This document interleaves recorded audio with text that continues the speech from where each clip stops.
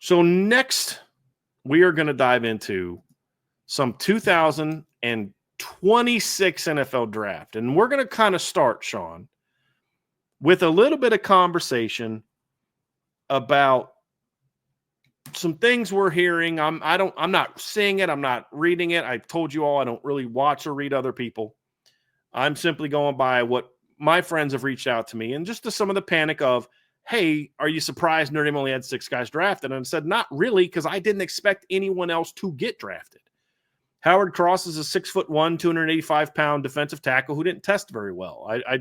I don't know why you were expecting him to.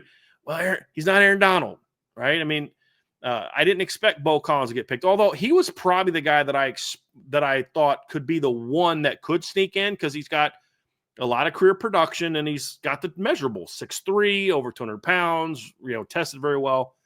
I didn't really expect anybody else to get picked. So I wanted to talk a little bit about what does that say about Notre Dame? Because here's some numbers, Sean, and to speak to Notre Dame, and they only had 6 guys drafted. Well, if you look at some of the other top teams in the country, Ohio State, 14 players drafted. They had 7 players picked before Notre Dame's first guy came off the board. Georgia this season, who Notre Dame played in the playoffs, had 13 players taken, 3 in the first round. Oregon this year had 10 players taken.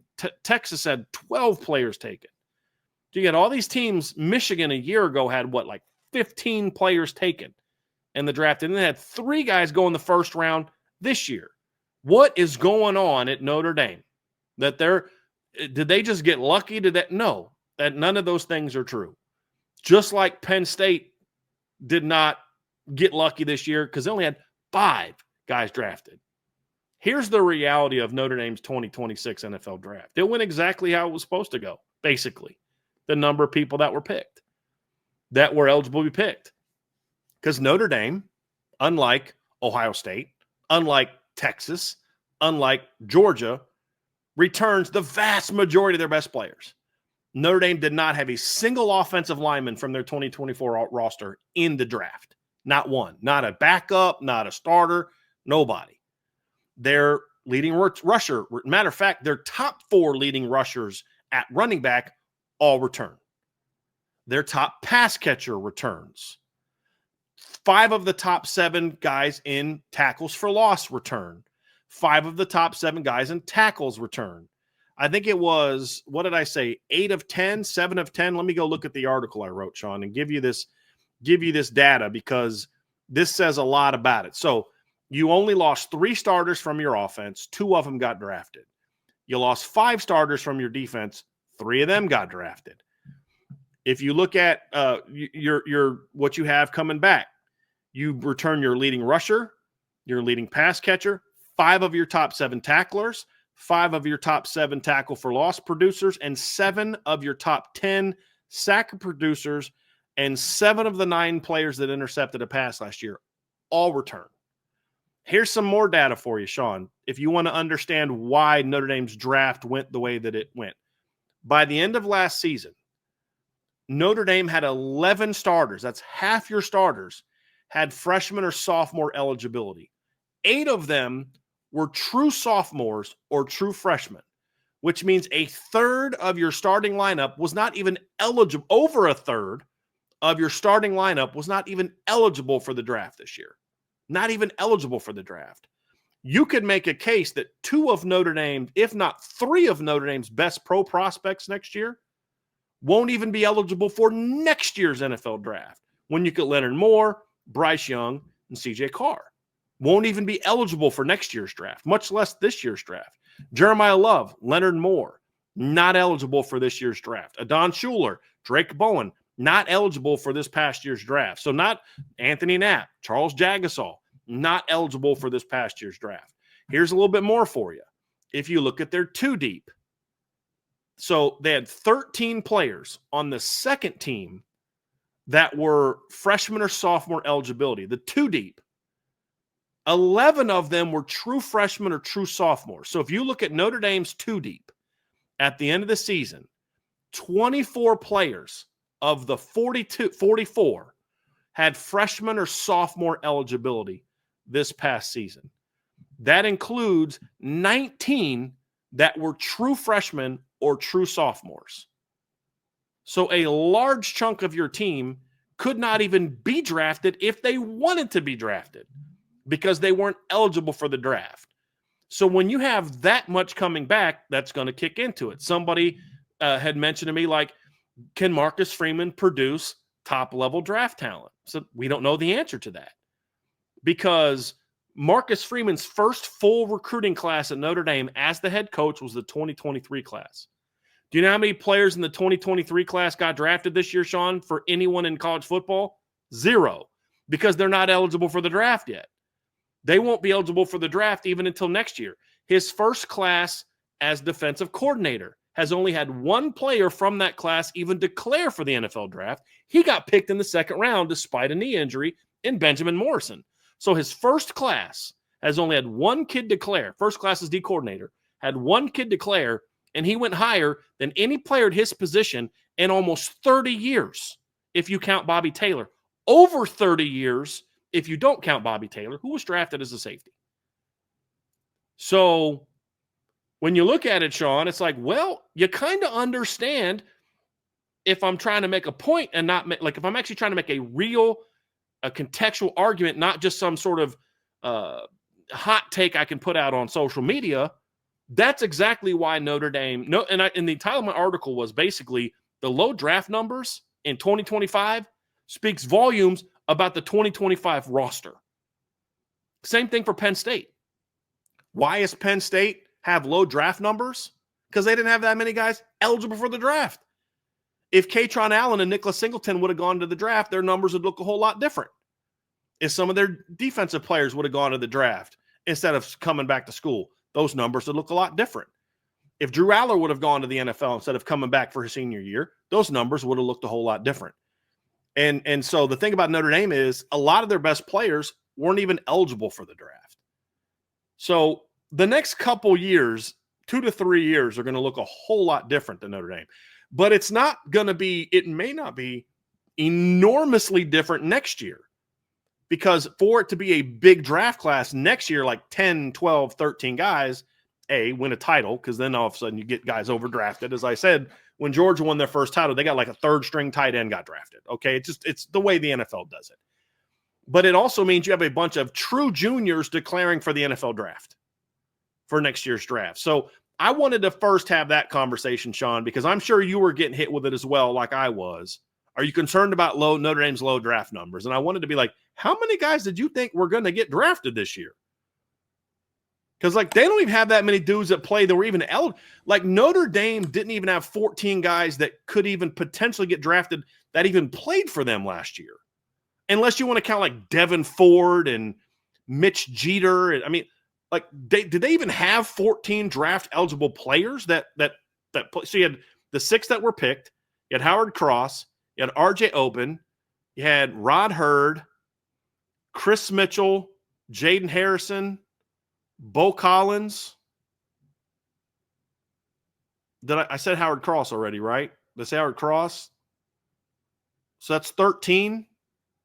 Am I missing somebody that actually played for this team? And that includes a kicker. Like, I can't think of anybody. Like, you didn't even have as many draft-eligible players that actually played for you that Ohio State had to get drafted. Jordan Clark, that's another one. So I just like to put context into things, Sean, because people like to overreact and freak out and make these little quick, 200, character comments on social media and stuff like that, and freak out about things. And I'm responding to what people have said to me. I'm not responding to what anyone else in the Notre Dame media might have put out. Apparently, there were some people saying things on Twitter about it. That's not what I'm responding to. I'm responding to people that are fans, Irish Breakdown fans, Notre Dame fans that have come to me and asked me this question.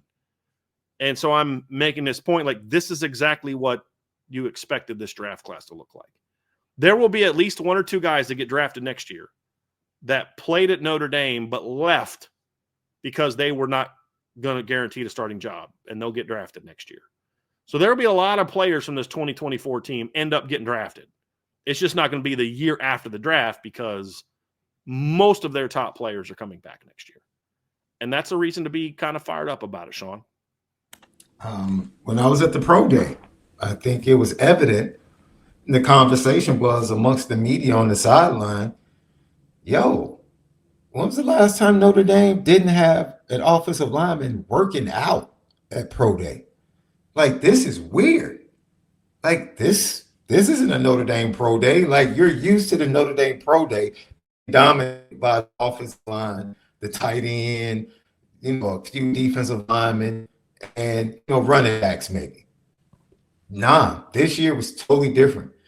And it was an anomaly from the norm at Notre Dame, but also, there really wasn't star power, right? Even though you had numbers that might not live up to in 23, they probably didn't live up to the top teams. You still had star power in both of the offensive linemen. That's where people were flocking. There were coaches, head coaches, GMs, scouts. Everybody was there to see Blake Fisher and Joe Alt. There was no mistake who the stars of the show were. You didn't have a star this year. There was no star of the show, right? I guess X. But, yeah, he didn't even do all the right. No, maybe if Ben wasn't hurt. Morrison couldn't work out. He couldn't work out. So there was no star to the show. And like you said, just, if you had read the guys that worked out at the pro day, you should not have anticipated or had an expectation of anything grand when it came to the NFL draft, right? And I think it goes to the greater point that we talked about when we were discussing the commitment of Aiden Pouncey at the defensive back position and what Mike Mickens was facing early on when he was evaluating and recruiting at Notre Dame, which was, we need numbers. Like, we need numbers. We need guys in the defensive backfield. And what you're seeing is draft classes that are a product of the lack that existed when Marcus Freeman came to Notre Dame as a defensive coordinator and eventually when he took over as the head coach. Mm-hmm. They lacked depth, they lacked numbers, and they lacked depth of talent. Yeah. Now, starting next year, hopefully you start to see that being solved throughout the years, turn into greater impact in the NFL draft and the NFL draft classes at Notre Dame. And it's going to take time. So to overreact because the team you played, and that's really the biggest issue, the team you played and lost to, in contrast, now you want to make it about, see, look at their draft class, look at our draft class. Mm-hmm. But come on, you need to contextualize that a little bit better. Somebody in the chat just said what I was about to say, because I was going to lead to this. What's part of the reason Ohio State had so many guys picked? Was it a bunch of portal guys? No, I think they have 2 portal guys drafted. Yeah. Junkins and the quarterback. How many of his kids came Josh back? Simmons, that's 3. Yeah, but like how many players did they have drafted last year? Do you remember how many guys Ohio State had drafted last year, Sean? It wasn't a lot because most of the guys came back. 4. Yeah, 4. It's exactly the point. Did that mean Ohio State didn't have a lot of talent? I mean, Notre Dame had almost twice as many players drafted last year than Ohio State did. They had 7. Ohio State's 4. Does that mean Notre Dame had a better roster than Ohio State? I mean, we could actually have that conversation. We've had that conversation. But the point was Ohio State was returning everybody. And then they had a couple really key additions to their from the portal that they got. Junkins obviously was a key addition. You got Caleb Downs was a key addition. A lot of the guys that got drafted, I think 3 of the drafted players, I believe, are portal guys. If I'm remember off the top of my head, Will Howard, Junkins, and Josh Simmons, I believe, were the only portal guys they had, because JT's a born and bred Buckeye player, Jack Sawyer, Tyleek Williams, Ty Hamilton, Cody Simon, Denzel Burke, Lathan Ransom, Emeka, Travion were all homegrown Buckeyes, meaning they were signed out of high school. And then one of the other portal guys didn't get drafted, Seth McLaughlin, who might have got drafted if he didn't get hurt late in the year. So that's kind of you want to talk about what you want to point to. That's it right there.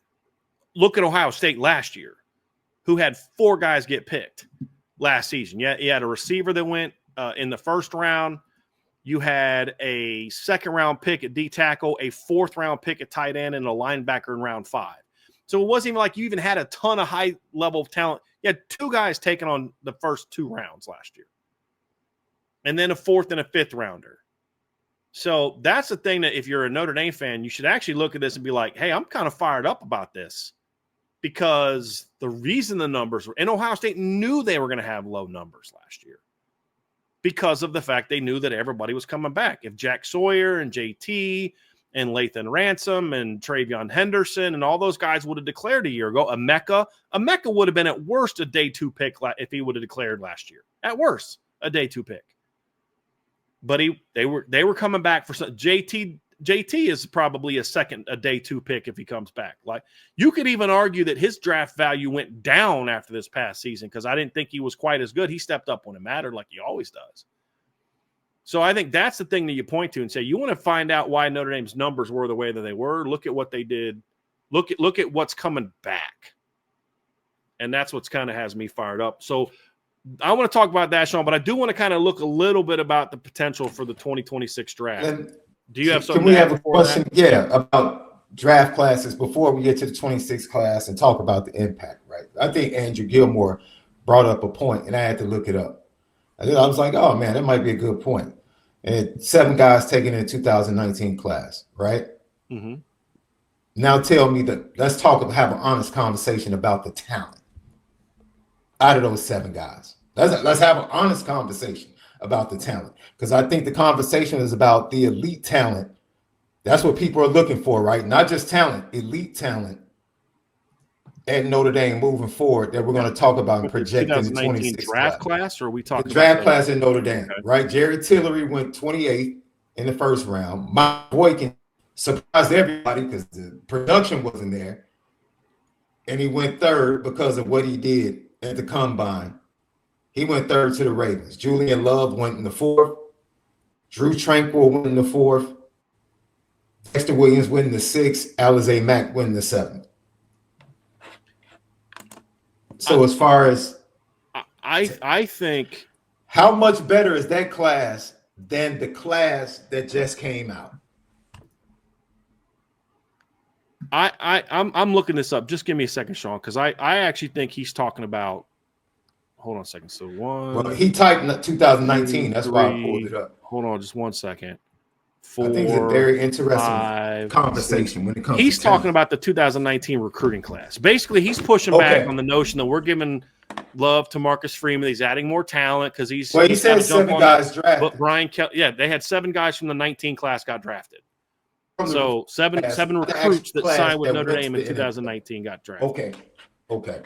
I still don't think that's necessarily a great number, but basically that's him running cover for Brian Kelly again and acting like we said Brian Kelly never produced him in the NFL draft. I just want to use it as a greater conversation from as we look and project.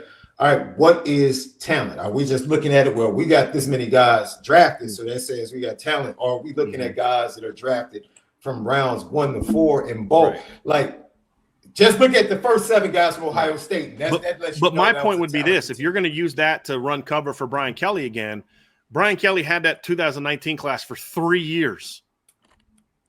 Okay, I didn't know that was the intent. How many big wins did he have? But that's what he's saying. He said it. Okay. You can look at when he said at the time when we were talking about, the talent that Marcus Freeman's bringing in and all that kind of stuff. That's what he's doing, because I like Andrew, but that's what he does. He's always got to play the Brian Kelly protectionist mode, right? But I'd say, well, then why didn't you win any big games when you had that really talented class for 3 years? That would be my question.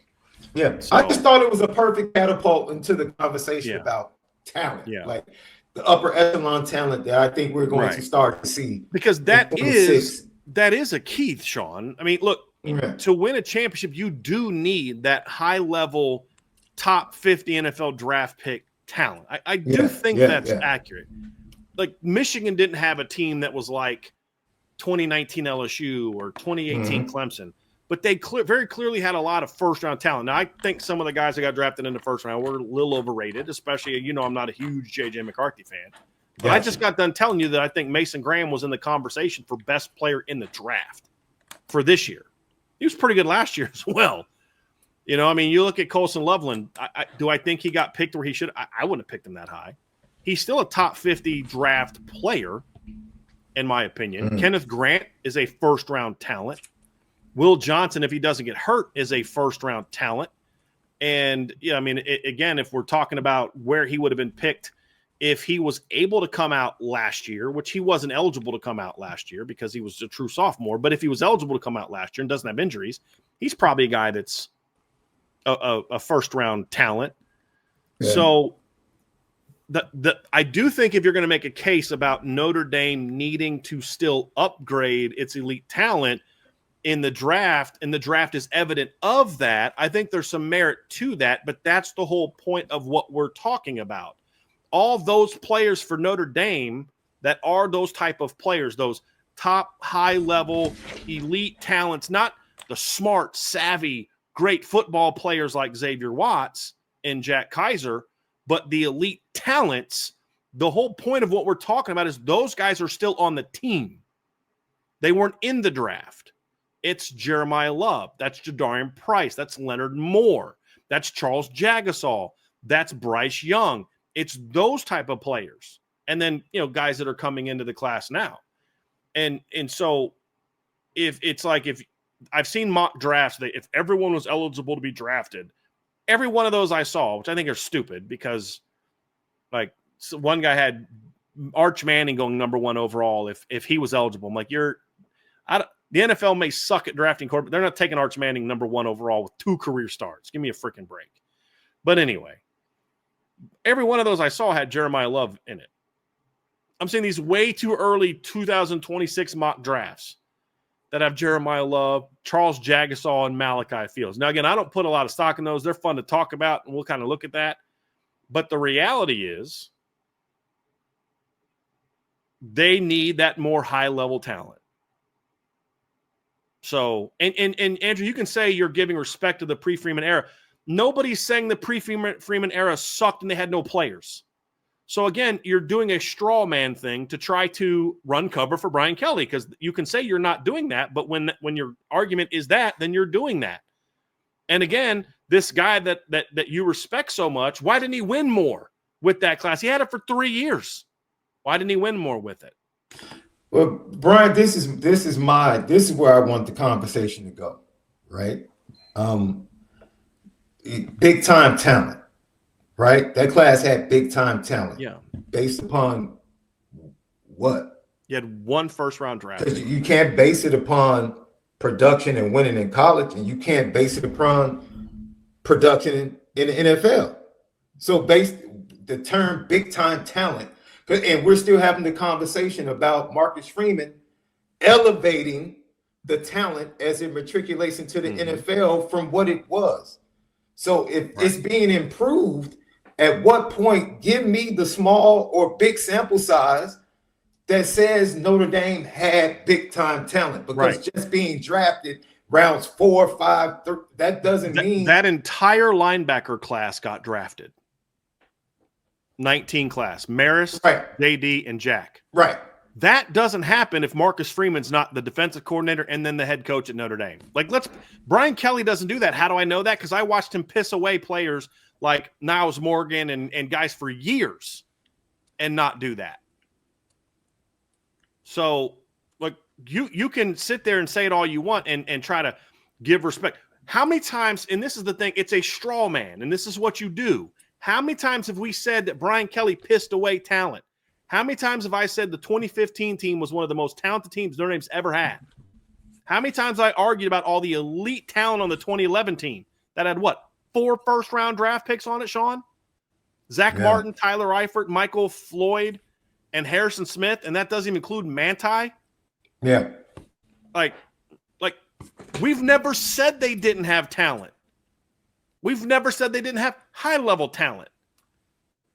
So you can run all the cover you want for Brian Kelly. What we said is not about Brian Kelly. We're talking about this team moving forward. We're talking about what this coaching staff is adding. And then you felt the need to defend a coaching staff that hasn't been here in years for some odd reason and take the conversation a different way.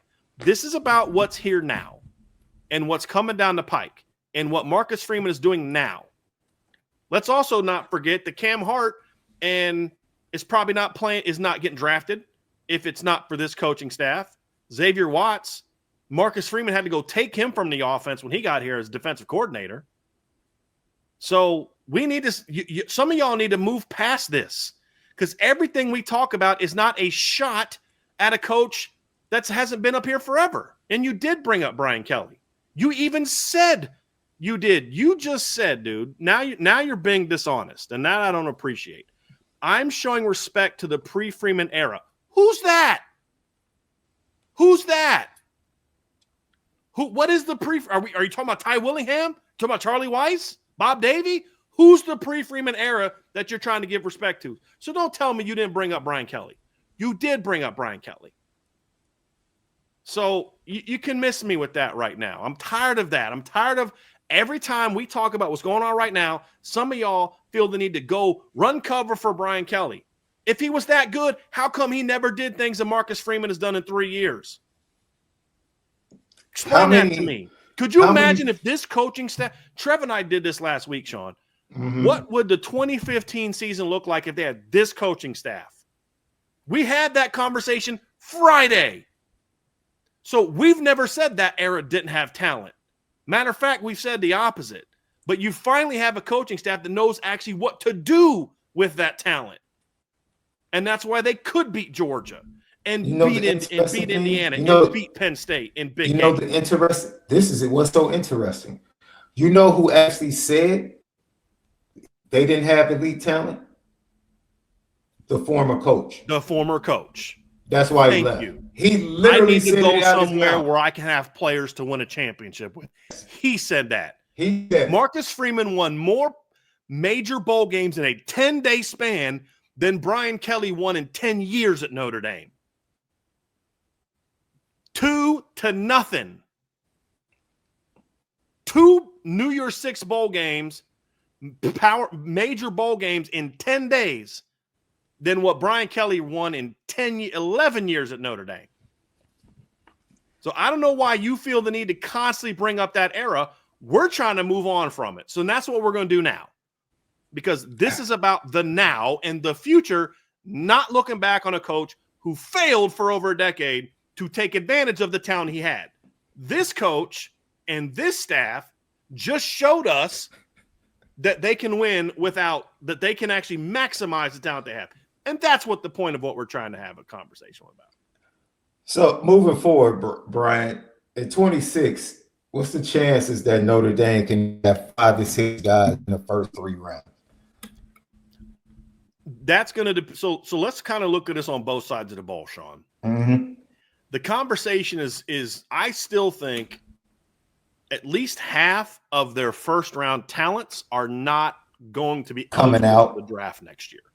Yeah. Bryce Young, Leonard Moore are 2 guys that are not eligible. I think we had this I think CJ Carr, if he is the quarterback, I think he can be. I think eventually he's a first-round talent. I've always felt that. That's why I had him as a 5-star. That's not why. It's because I don't look at the NFL draft, but because he was a 5-star player, you kind of think he's kind of got that kind of upside. Yeah. And then the only other guy that I think, Gilby Lambert doesn't have – he's not eligible for the draft. Will Black. Right. There's guys like that haven't played. I'm talking about the guys that have played. But the other aspect of it, Sean, is I don't know that one of the other potential first-round draft picks is going to come out after next year, and that's Charles Jagasaw. Right. I don't know that he's like being a 1-year starting offensive lineman, which is essentially what he'd be next year, a 1-year starter. He only started 2 games before that. Is that really enough experience for him to go to the draft? Maybe. If he's that dominant, then he'll be a first-round pick. If Charles Jagasaw declares next year, it's because he thinks he's going to be a first-round pick. John, you know that family well. You know his support system well. The only reason he'd come out is he's being told he's a first-round pick, in my opinion. Right. Fair.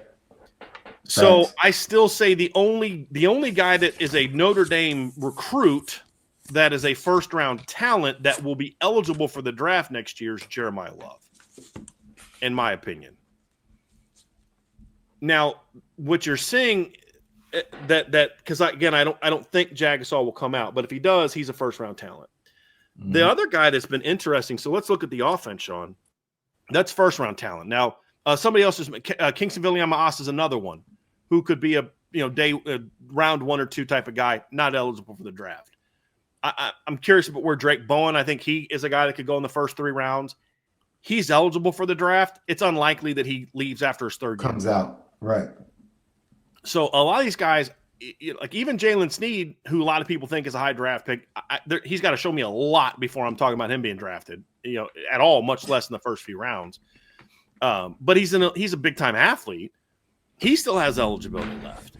So if you look at the roster this year, Sean, there's only 2 players on the entire offense that don't have eligibility beyond next season. There's only 2 guys that we'll see this year that don't have a choice whether they do or don't come back, assuming that Jordan Faison still starts. Now, if Will Pauling ends up starting at Z, then it's 3. Mm-hmm. And that's Malachi Fields and Will Pauling. 2 of those guys are portal pickups, and then Eli Raridan's the other. There's Right. more of those on defense. Gabriel Rubio's done after this year. Jason Onye's done after this year. I believe Junior Tuilamaka is going to be done after this year. I don't think he has eligibility coming back. Devontae Smith is done after this year. Jalen Stroman is done after this year. That's your list on defense. There's not a lot of guys, Sean, who have no choice but to leave for the NFL next year. And I think Noah Burnett, the kicker, but I'm not worried about that for now. So then the question is, okay, who comes out early? Mm-hmm. And so if certain guys come out early, it's because they have a great year and they're be top 3 draft picks. So right now, who I'm comfortable saying right now, that is you said first 3 rounds, right, Sean? Yeah. Right now I look at it and I say Jeremiah Love, Malachi Fields. Now I saw one mock draft that had him going 8th overall. Pump the brakes a little bit on that. Like, let's see how he tests and all that. But like Malachi certainly is a day 2 draft pick, in my opinion. So you've got Eli Raridan, if he can stay healthy this year. Yes. Could be that. So that's 3 on offense that are likely to leave or have to leave.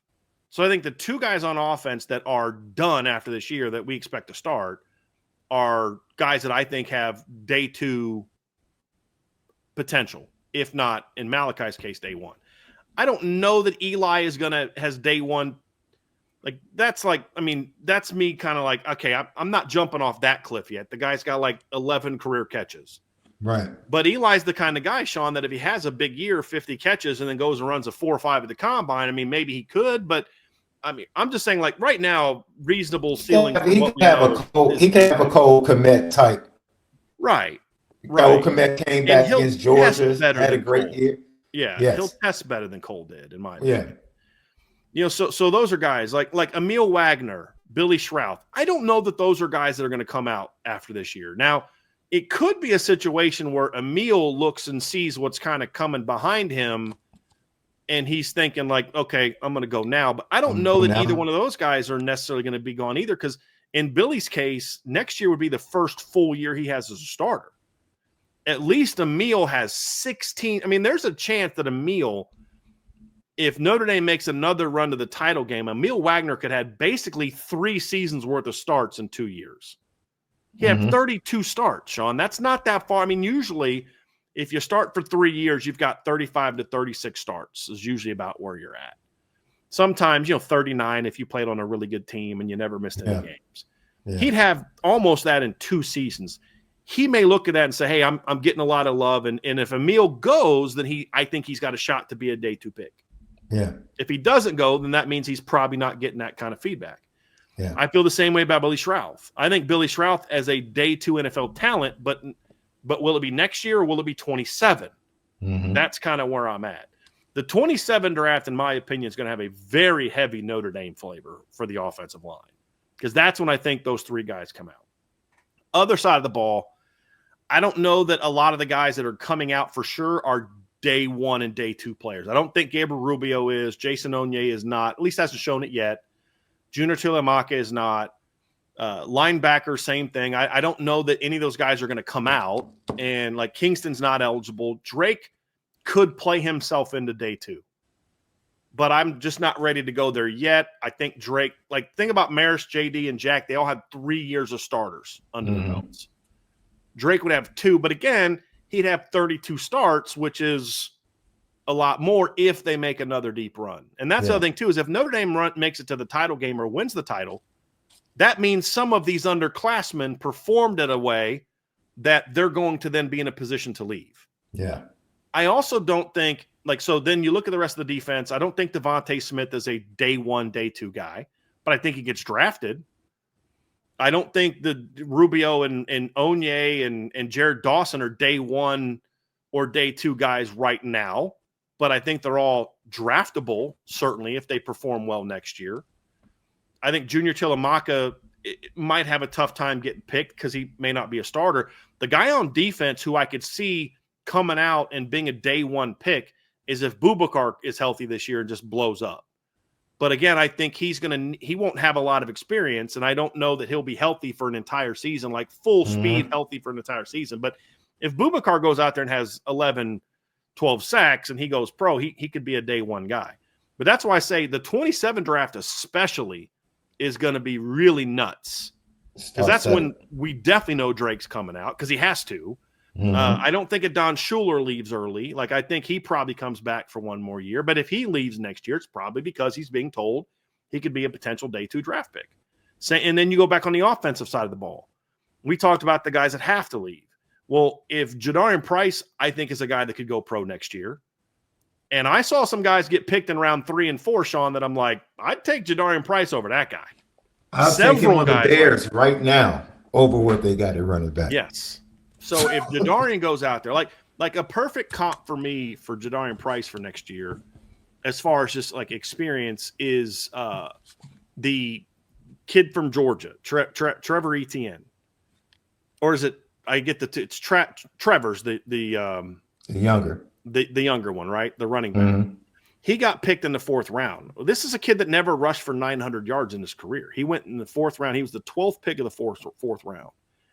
He never, his highest number was, let me just look at his statistics, but even this year at Georgia, he's split carries. So he's a guy that is a lot like Jadarian as far as the production. He's had 3 years as a rotation guy. He had 719 yards, 6.1 per carry, 753 yards at Florida in 23, 5.9 per carry, or 5.7 per carry. And then this last year, Georgia had 609 yards, 9 touchdowns, and averaged 5.0 yards per carry. Those aren't exactly light the world on fire numbers. And you look at Jadarian this past year at Notre Dame, he ran for 746 yards, and he's at 6.2 per carry. I expect that number to jump. And so Trevor Etienne in his career rushed for 2,081 yards. If Jadarian just repeats what he did last year, he's not that far behind that, and he's only had 272 yards. But Jadarian for his career already has 10 rushing touchdowns, and Jadarian for his career is averaging 6.1 yards per carry, close to 6.2. Trevor Etienne in his career averaged 5.6. So we saw some guys get picked there that in this draft, Sean, that 3rd, 4th round guys that didn't exactly have a long history of production. But what Trevor Etienne did is he tested very well. And he's a good back. He tested very well, and he brings some value as a pass catcher. That's the advantage I think he probably has right now over Jadarian, is he has 62 career catches. Jadarian has 4 or 5, something like that. Yeah. But if Jadarian goes out there this year, Sean, and produces 800-plus yards again, or even if, I predicted last week, there's a shot if Notre Dame gets to the semis again. It would not shock me if Jadarian and Jeremiah both go over 2,000 yards. Go for over 1,000 yards. 1,000. 2 of them go for 1,000 yards. 2,000 yards. Brian, you've been playing too much NCAA 2025. But if they both go over 1,000 yards, it wouldn't shock me. But if Jadarian gets over 800 and is around 6'3", 6'4", 6'5" per carry, he's a draftable player next year, especially if he tests well. And I think you and I both believe he will test well because we watch him on film and nobody can catch him. He's pretty fast. So I could see 2 running backs getting taken next year, potentially in the first 3 rounds. And then Will Pauling's the other one that I think is a draftable player because he's a guy that's going to test very well. He's going to have a high vertical. He's going to have a lot of production. He's already over 1,000 yards in his career. If he ends up starting for Notre Dame this year, if he ends up beating out, I don't say not beating out, but if he ends up playing more than Jordan Faison, or at least as much, and let's say he catches 40 balls for 600 yards, you're talking about a guy that's got 170 catches for over 2,000 yards in his career. And if he goes out and runs what Bruce Feldman said he runs, which is 4.39, that's a guy that's going to get drafted. I mean, Jaden Harrison is basically Will Pauling, but he ran a 4.57. Will Pauling has a lot more proven production, and we expect him to run much faster. Then what about Jaden Greathouse? Well, if Jaden Greathouse doesn't have a monster year, he's coming back to college for 2026. If he has a big year and declares for the draft, it's probably going to be a day 2 pick. He's not a first. I don't think Jaden Greathouse right now is like a first round guy, because I don't think he'll test well enough for a league that's obsessed with that number. But if he comes out, it's probably because he's a day 2 pick. That's probably the feedback he's getting. Same thing with offensive linemen. So if next year's draft class is huge, then I think it's because they have a big year. As a team, and individual guys have big years. Christian Gray's probably not coming out next year. And if he does, it's because he had a monster year, and he's probably going to be a high draft pick. Because one thing we know about Christian, by the end of next year, he'll have a lot of experience, but he'll also test very well. He'll be a 4.4 guy, if not faster, and he'll test very well. And he'll interview really well, because you're just like, this is a good kid. You know what I mean? He was raised right, smart kid, fun-loving kid, talks a lot about his faith. Like, the character stuff will get box checked. You know, the testing box checked, a lot of snaps box checked, a lot of production box checked. So if Christian does come out, Sean, it's because he had a big year for Notre Dame, and he'll get picked high. If he doesn't have a big year, just has a good year, then he's coming back and he's going to be part of the 26-27 draft. And that's what we're saying is next year is going to start, in my opinion, more of the day 1, day 2 numbers. But I don't know that the overall numbers are going to be like 12, 13, 14, unless Notre Dame wins a title. And then it's like, dude, you got to go now and strike while the iron's hot. Then you could see maybe a Don come out. Maybe Drake comes out. Maybe, Bubakar plays a big role in that. Burnham, didn't even talk about Josh Burnham. Now, he's another guy that has another year of eligibility left after this year. But if he comes out, what's the reason why? It's primarily because he probably played real well, and we think he'll test really well. So that's the thing, Sean, is if Notre Dame has more than one, like if any of their linemen come out, it's because they had a big year on offense, and those guys are getting told they're going to be high draft picks.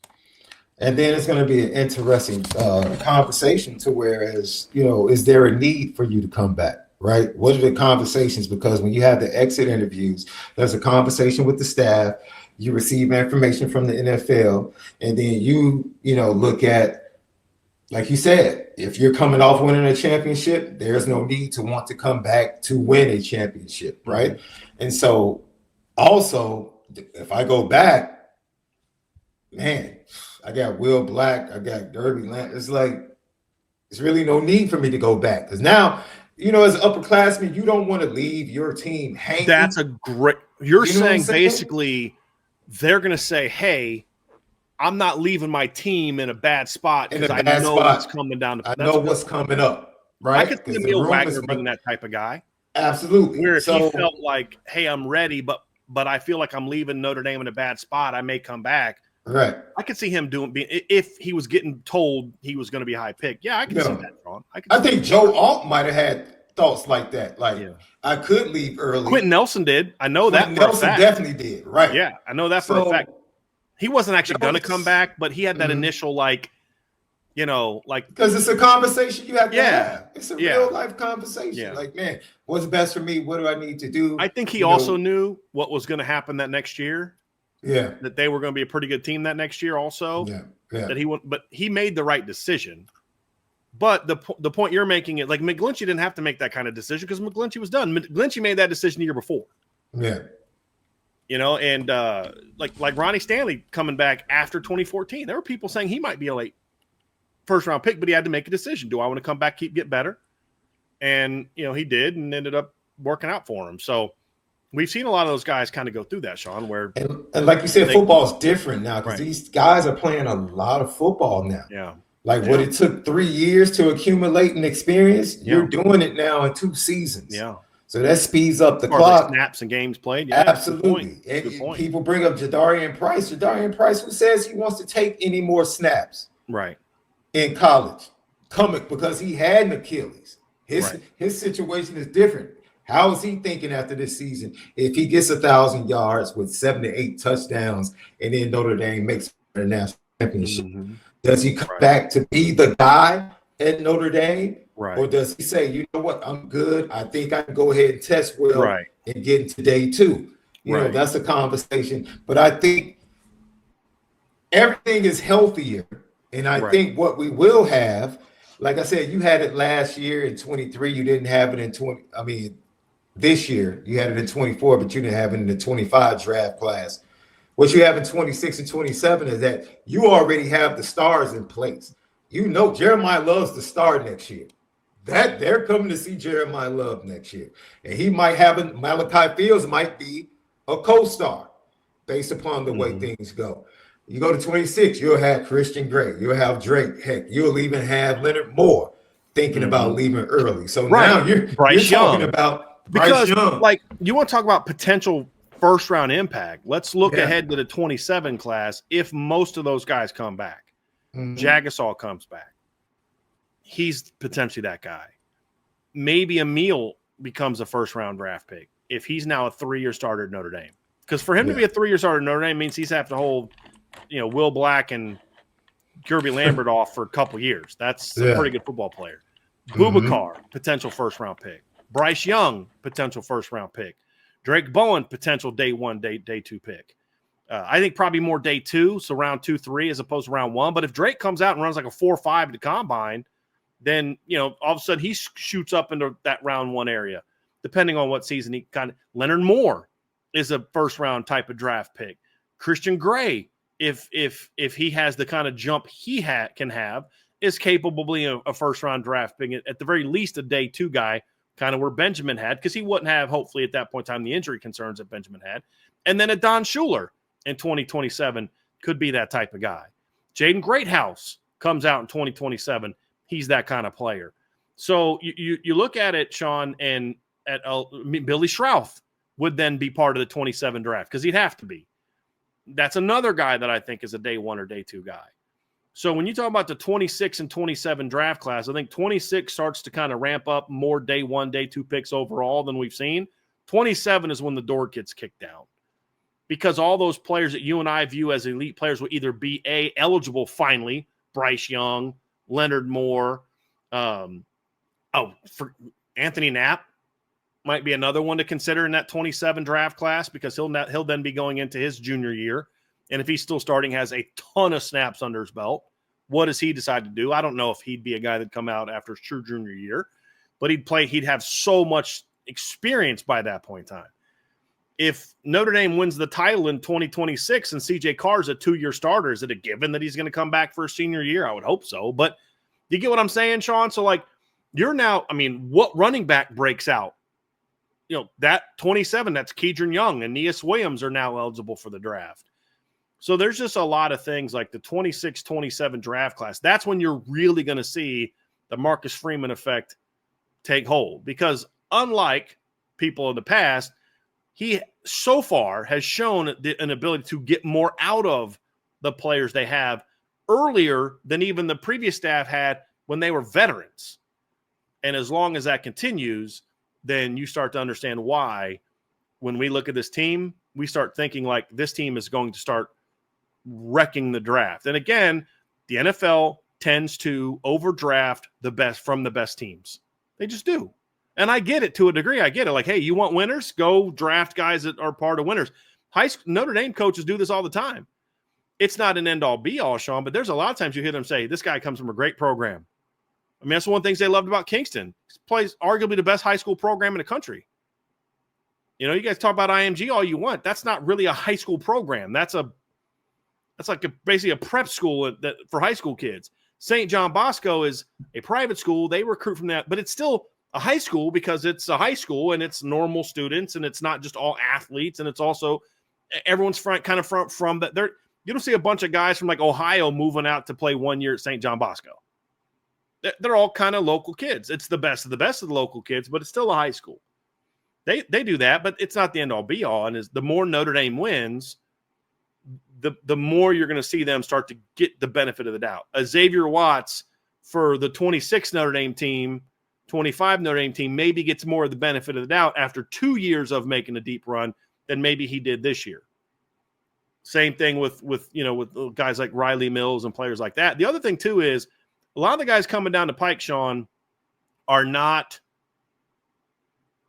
players that have physical limitations you have to overcome, like a J.D. Bertrand, like a Jack Kaiser, because Jack's never going to be real big, real long.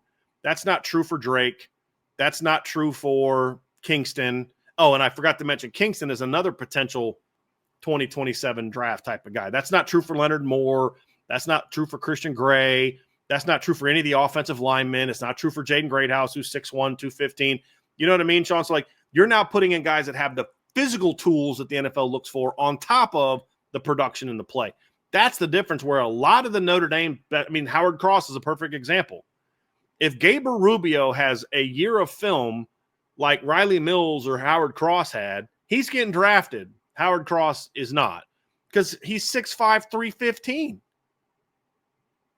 So those are all things that you look at too, Sean, is Jason Onye is going to get more of the benefit of the doubt if he has a big year than Howard Cross would, because he checks off, 6'5", super long arms, 300 pounds, athletic. He's going to check off all those boxes if he can be healthy and play a whole year, where Howard Cross is, no matter what you do on tape, and again, I didn't love the tape this year, but even if it was good tape, you're still going to be 6'1", you're still going to be 285, you're still going to have short arms. There's no, and you're not an elite athlete. There's nothing that you can. There's no coaching that can fix that. And that's what's going to be very interesting about how they're viewed in the NFL, is because they're recruiting more of the measurables to Notre Dame as opposed to the try-hard guys. J.D. Bertrand was a great college linebacker, in my opinion, his last couple of years. But he was a great college linebacker. He was never going to be a guy that's going to be a – J.D. could have come back for 9 years in college, and he was never going to be a first-round draft pick. Why? Because he's barely 6'1", barely 230 pounds, and he's not a 4'4". So those are things that I look at, Sean, and I say that's what's different now, where Drake Bowen is going to be 6'2 plus, 230 plus. Kingston's going to be 6'3, 240. Leonard Moore 6'2, Christian Gray 6'1 with really long arms. Like, now your small guys are like your 6-foot safety, Adon Schuler, who's already built better than Xavier. I mean, Adon right now looks better physically than Xavier. He's not the player Xavier was, but like, he's going to walk. Like, you saw the pro day, Sean. Xavier Watts is not a chiseled guy. Like, he's not. That's his body type. Adon walks in, you're like, holy crap. Like, that guy looks the part. Who is that kid? Yeah. And that's the difference between what they're bringing in now. The Woes was there. So now think about that. Xavier, Adon, right? Improved body type. Jadon, Ethan, Joey O'Brien, possibly. Right. Like, Bronte Johnson. Yes. This is how you somebody change just mentioned the draft. Bronte in the chat too. 6'2". Yes. Like, yeah. Yes. And here's the thing. We're talking way down to the 27 draft. Jadon Blair won't even be eligible for that draft.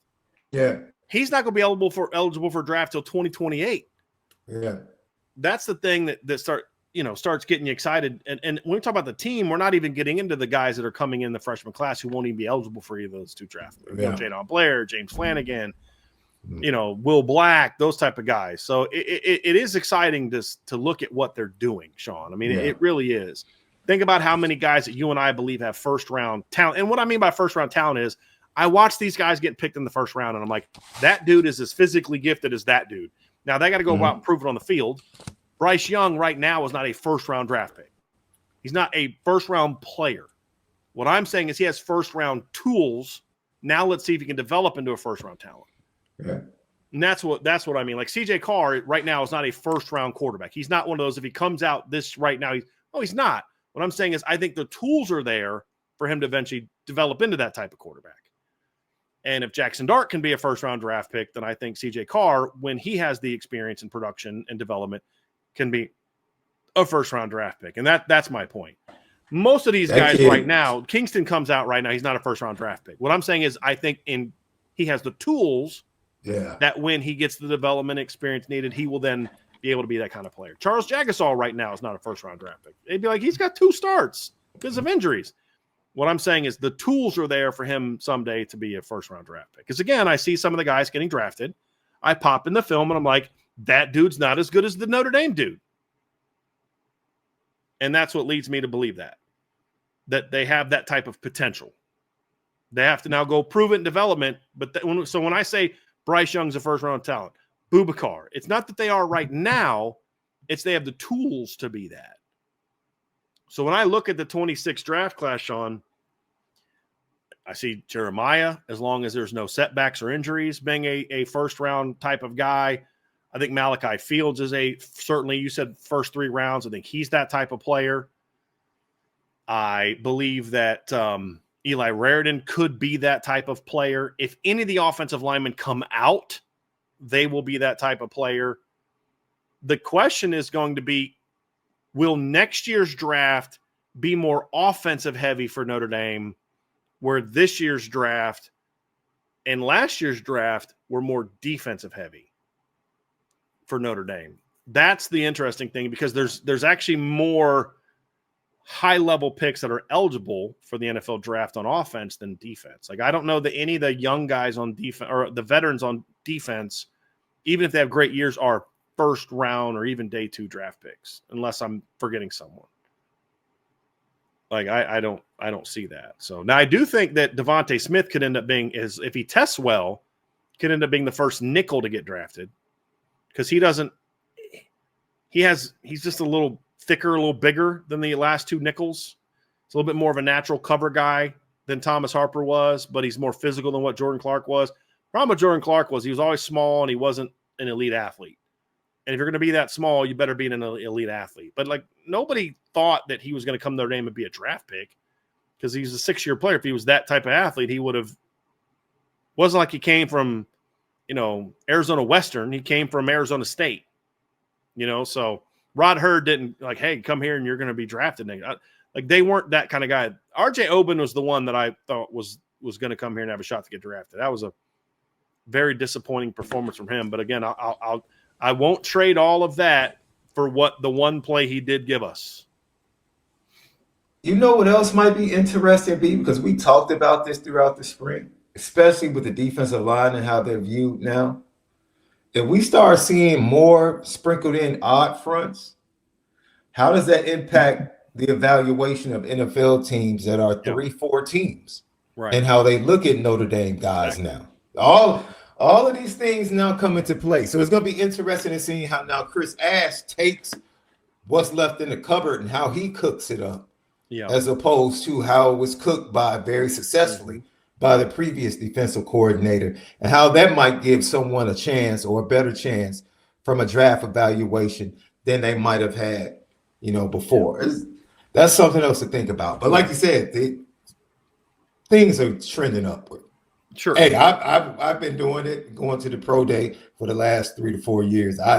I'm very much looking forward to the next 2 to 3 years. Well, let me just say this, Sean. Like you just said, I remember you and I talking about that. You just look at the players that are coming back, and they just look different.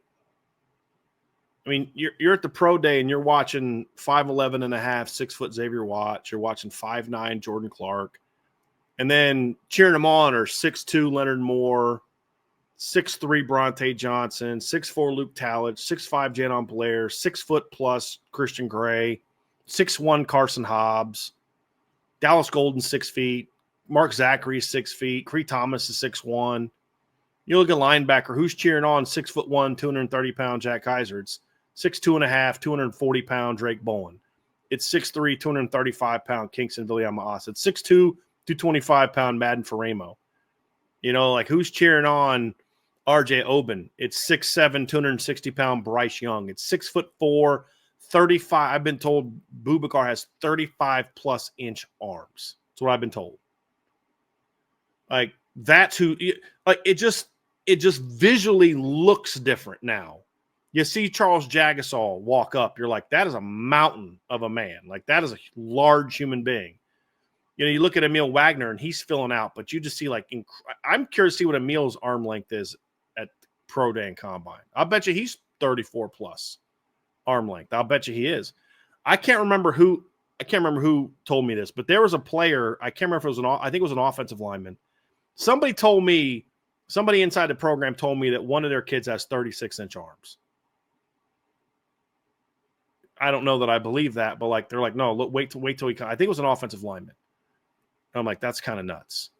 But even if they're a half-inch off or an inch off, it's 35-inch arms. You know what I mean? Like, it's just even the D tackles. Like the last couple of years, like Riley Mills stood out because he was so much bigger than everyone else. It's not going to be the case now. Like Jared Dawson's going to look like one of the old school Notre Dame D linemen, but then there's like 6'5", 315 Gabriel Rubio, 6'5", 310 Jason Onye. It just looks different now. Josh Burnham, 6'4", 240 with long arms. It just looks different now. And that's the other part of this too, Sean, is when you see these guys, you're just like, they look different. You know, Jeremiah Love just moves different. Jadarian even looks different. So those are things that factor into it. It's the boxes are being checked. And it's not what a great kid, try-hard kid, smart, quality athlete, but he's 6'1", 225. And if Drew White was 6'3", 235 pounds and still ran like he ran, Drew White's getting drafted. There's no doubt in my mind he's getting drafted. He's a good football player. Very good football player. But he's 6 foot, 220 pounds. So that 4.59 that he ran doesn't impress me all that much when you're, or I think it was 4.69. That doesn't impress me all that much when you're 6 foot, 220 pounds. That's the difference. And that's what kind of gets you fired up. So anyway, Sean, good talk. I want to get to a couple quick super chats here real quick. Anthony Solomon, thank you for the show today. Appreciate that super chat, Anthony. And you are certainly welcome for that. Very, very much. Raymond Harton, also with a super chat. Raymond said, thank you, Raymond. Sorry for being off topic, Brian, so don't shoot me. Never would. But exactly what time of what day can we look at the clock and know where we stand with the transfer portal? I believe it's midnight Tuesday. I believe. So I thought it would have been Sunday, but it was actually 2 business days from when they put him in. I don't know that anyone's going to jump on the portal, guys. I mean, it's possible, but from what I'm told, there's a chance. So I'll just say this. Well, I'll just say I'm going to put something on the message board in a little bit in response to this, Ray, and you'll be able to see it. But I don't know that it's a given that anyone's going to jump in now for a bunch of different reasons. So I'm going to put a little intel piece on the board here in a little bit, Raymond. But it's basically by 5 o'clock on Tuesday, if Notre Dame hasn't put something in, then I'd say like they have until midnight, but why would they wait till midnight? I think by 5 o'clock on Tuesday, if nobody's put their name, if nothing's announced, then that means nobody put their name in. Now, keep in mind, grad transfers, I believe, still have the option to jump in at any point in time. That technically they have the window as well, but they have more leeway and more freedom to do things. But it would really be 5 o'clock on Tuesday. But I don't know that we're going to see anything. I'm going to make some more phone calls today, try and see if I can figure some stuff out, and we'll go from there. But as of this morning, I don't think it's a given that anybody is going to go in. I asked somebody last night, I expect any announcements, and I was told no.